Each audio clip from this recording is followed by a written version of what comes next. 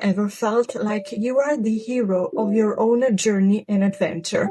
Well, maybe this is why you still lack self-realization. What is up, you guys? I am Lenny, and for the longest time in my life, I identified with the hero who needed to fight enemies in order to win battles. However, such win consisted in mere survival, from fight to fight, from battle to battle. Well, there are times in life when it is not always possible to thrive, and all of what we can do is to survive instead, and this is fine. However, for the first time this year, I was able to make sure that such survival would serve me and not vice versa. Survival, in fact, doesn't always require fighting. Sometimes it requires running instead. Running away from what is not meant for you in order to run toward what is meant for you instead. Just as rejections are an actual indication for another direction, the direction that is meant for me and toward which I can run. By the way, these archetypes are from the tarots, and I have the Ethereal Vision Tarot deck by Matt Hughes. It has these beautiful cards with beautiful pictures. When I refer to the hero in the tarots, I actually refer to the fool, who is this figure who goes on a journey and he becomes wise, but to do so he has to face multiple challenges, and at a certain point the magician comes in, who is this wise figure. And we also have the artist, another interesting figure, and the artist is the one who masters the creation art. This also has to do with another question I often ask myself. What would the mature version of me do to face such challenges? How would I describe my current challenges years from now through retrospective to make sure they led me to where exactly I want to be? Well, to answer my question, the mature me gets ready for success instead of failure. The mature me makes sure I am equipped for the life I wanna live.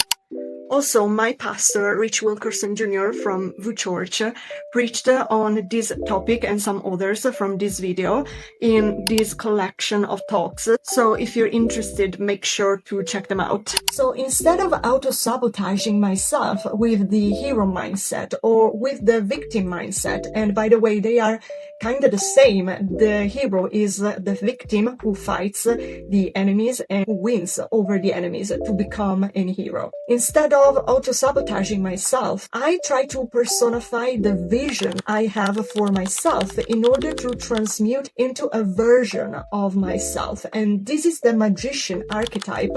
Instead, the magician is the one who masters the art of creation. The magician is the one who has a vision and who is able to create a version of such vision through the power, the art he owns, through who he is. In order to do so, I came to deal with the concept of anticipation. The past couple of years, these last couple of years, I felt like I was putting together the trailer of the life I want to live and the story I want to tell.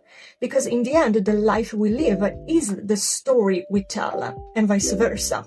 I felt like I was previewing it all, I was anticipating it, and I was also attracting it. However, as you face challenges, this anticipation can also morph into the resistance to the contrast, the instant moment which precedes the change to get to the other side of the challenge. People who deal with addiction, they train to hold on to such resistance in order to release it without giving in. However, this type of anticipation is also something which whoever is on the spectrum like me deals with every day.